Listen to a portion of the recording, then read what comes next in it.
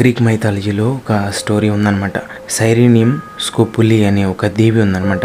దేవిలో కొంతమంది సైరన్ అని పేరుతో పిలువబడి కొంతమంది స్త్రీలు ఉండేవాళ్ళు అనమాట. స్త్రీలు అంటే వాళ్ళ బాడీ ఎలా ఉంటుందంటే సగం హాఫ్ విమెన్ లాగా, సగం చేపలాగా, లేకపోతే రెక్కలు ఉన్నట్లుగా ఆ స్టోరీలో రాస్తూ ఉంటారనమాట.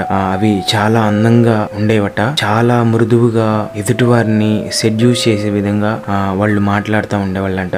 పూర్వకాలంలో పడవల ద్వారా రవాణా అంతా కూడా జరుగుతూ ఉండేది.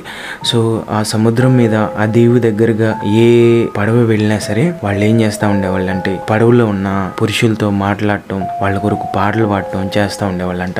అందానికి వాళ్ళు పాడే పాటల యొక్క విధానానికి అంటే అట్రాక్ట్ అయిన ఆ పడవలో ఉన్న వాళ్ళందరూ కూడా ఆ సైరన్ అని పిలువబడే ఆ స్త్రీల దగ్గరికి వెళ్తూ ఉండేవాళ్ళంట. వెళ్ళినప్పుడు వాళ్ళు ఒక కోరిక ఎలా కోరేవాళ్ళంట, మా దగ్గర చాలా అందమైన ప్రపంచం ఉంది, నేను దానికి నేను తీసుకెళ్తాను, అయితే ఒక చిన్న షరతు, నీ సోల్ని నాకు అమ్మేయాలి అని అడిగేవాళ్ళంట.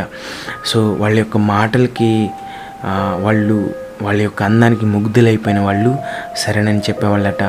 అలా వాళ్ళని సముద్రం లోపలికి తీసుకెళ్ళిపోయి చంపేసి వాళ్ళ ఎముకల్ని అస్థిపంజరాలను అలా వదిలేసేవాళ్ళట.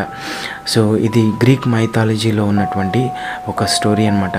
ఈ స్టోరీ ఎందుకు చెప్తా ఉన్నానంటే పాపం ఎప్పుడు కూడా అట్రాక్టివ్గా, చాలా మృదువుగా, ఆనందంగా స్టార్ట్ అవుతుంది అనమాట. ఎప్పుడైనా సరే చాలా ఆకర్షణగా ఉంటుంది. పాపంలో సంతోషం ఉంటుంది ఖచ్చితంగా. అయితే ఇది పర్మనెంట్ కాదు, అది చాలా టెంపరీ మాత్రమే. ఎప్పుడు కూడా ప్రతి పాపం కూడా మెల్లగా నిన్ను తీసుకెళ్తూ ఉంటాయి అనమాట.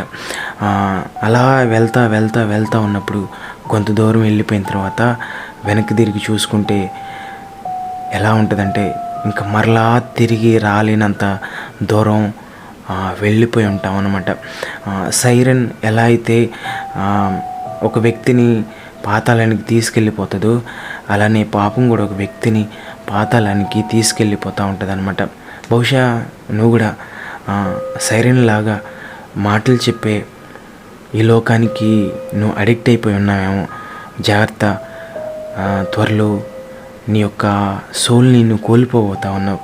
అయితే ఒక మంచి శుభవార్త నేను నీకు చెప్పాలనుకుంటున్నాను. ఏంటంటే నీ పాప జీవితం నుంచి, నీ అడిక్షన్ నుంచి నువ్వు బయటికి రావడానికి నీకు ఒక మార్గం ఉంది. అదేంటంటే యేసుక్రీస్తు ప్రభువారు. ఆయన నీ పాప జీవితాన్ని నుండి నిన్ను విడిపించగలడు. నీకున్న బాండేజెస్ అన్నిటి నుంచి నిన్ను విడిపించి నిన్ను ఒక నూతనమైన వ్యక్తిగా చేయగలుగుతాడు.